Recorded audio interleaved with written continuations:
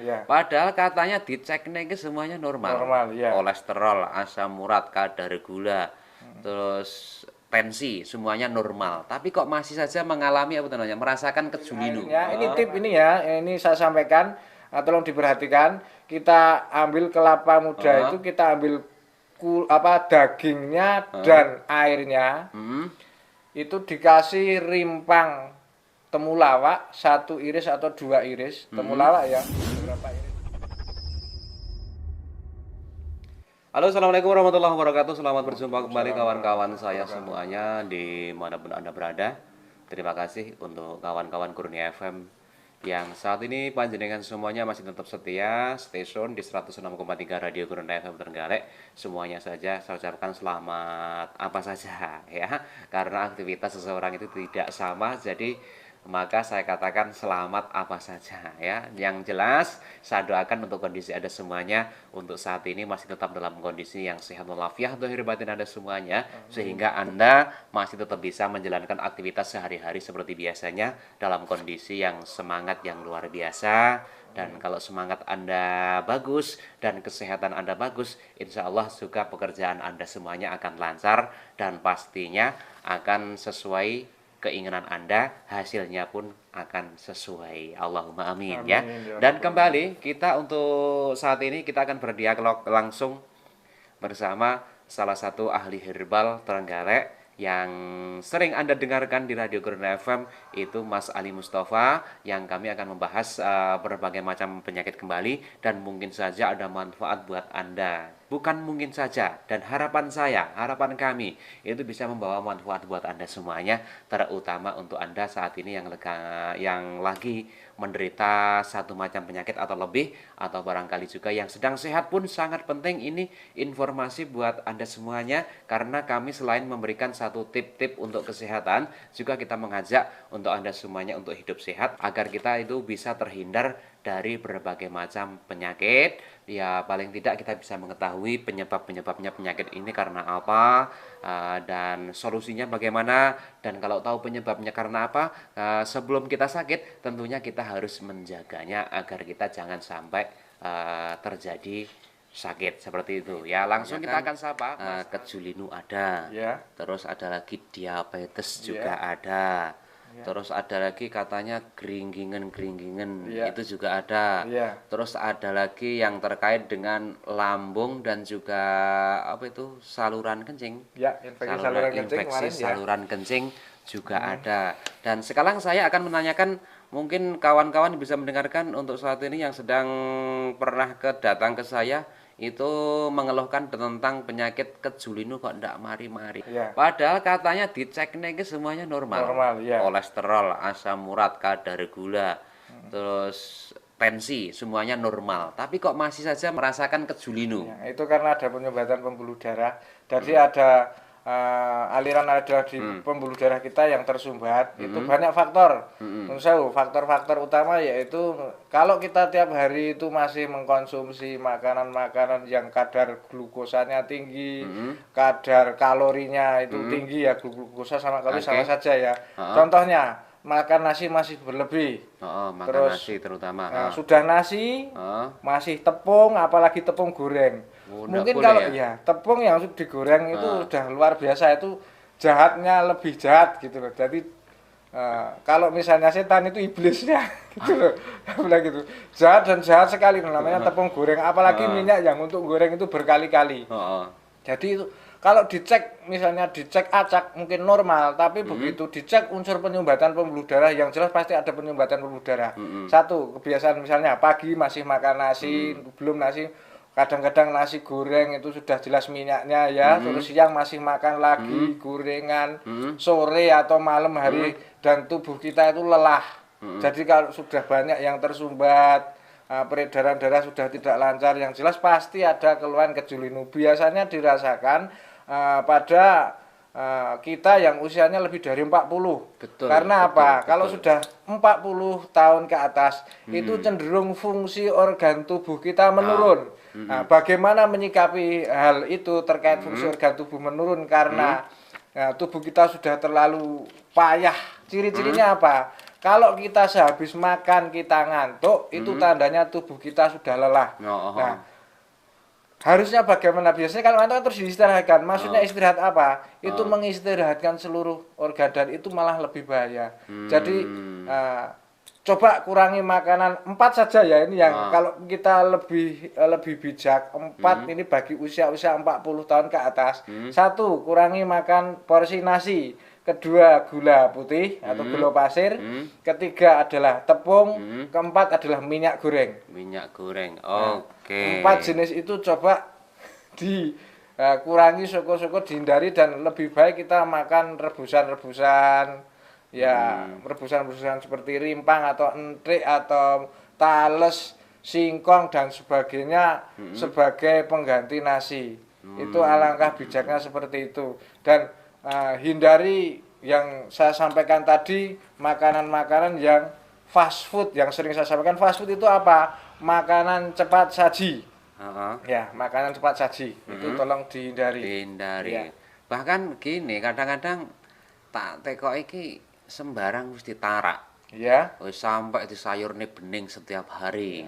Kabeh Ya. ditarak. Tapi kok Ya. wis minum ini sudah beberapa hari kok kadang habis 1 botol minum jamu ini obat-obat ke sana, obat-obat ke sana kemari dijalankan. Tapi ternyata kok Belum ada hasilnya. belum ada hasilnya, masih tetap saja apa iku jenenge? Tetap lara kabeh. Ya. Tinggi mlaku sampai angel. Ya. Wong-wonge ya rene digluk-digluk. Ya, ini gini. Karena sistem kekebalan tubuh, sistem imun kita sudah mulai payah karena banyak yang tersumbat tadi. Jadi bagaimana kita melancarkan peredaran darah tersebut terkait penyumbatan itu? Satu, pertama kali bukan kok lancar peredaran darahnya, Pak. Bersihkan darah kita. Di daerah Trenggalek dan sekitarnya Indonesia pada umumnya ini banyak kelapa ya. Banyak kambil ya. Kita ambil degan. Degannya atau kelapa yang masih muda, yang masih halus, yang masih tipis itu, itu kita ambil airnya. Ini tip ini ya, ini saya sampaikan, tolong diperhatikan. Kita ambil kelapa muda itu, kita ambil dagingnya dan airnya. Itu dikasih rimpang temulawak 1 iris atau 2 iris temulawak ya, beberapa iris gitu, 3 lah paling maksimal 3. Dikasih madu asli sekitar 3 sendok. Syukur menggunakan madu STG, madunya STG itu juga bisa. STG madu pahit. Ya, itu di blender.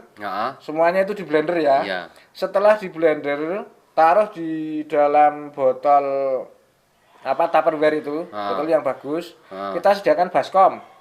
Nah, baskom itu dikasih air es atau es batu.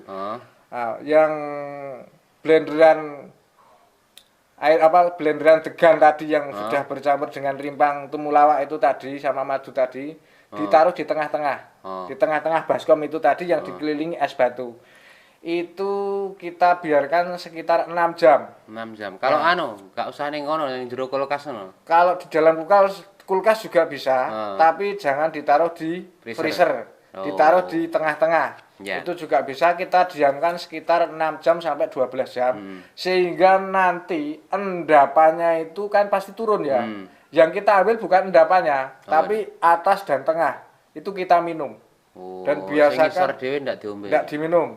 Jadi yang bekas blenderan tadi, nah itu kalau sudah 6 jam, itu yang tengah sama atas itu kita minum. Dan itu adalah asam amino yang sangat luar biasa dibutuhkan tubuh kita untuk membantu perbaikan sistem metabolisme.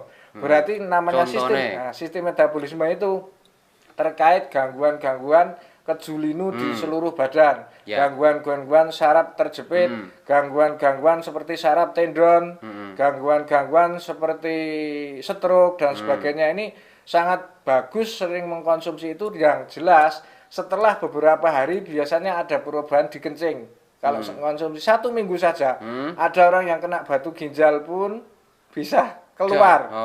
Itu 1 minggu mengkonsumsi asam amino yang dari kelapa tadi. Prosesnya seperti yang saya sampaikan tadi. Saya diulangi saya sampaikan ya. Diulangi lagi biar degan. Disimak. Tidak harus ambil hijau ya, yang jelas degan. Degan. Ambil air degan dan itu kelapa muda. Kelapa muda.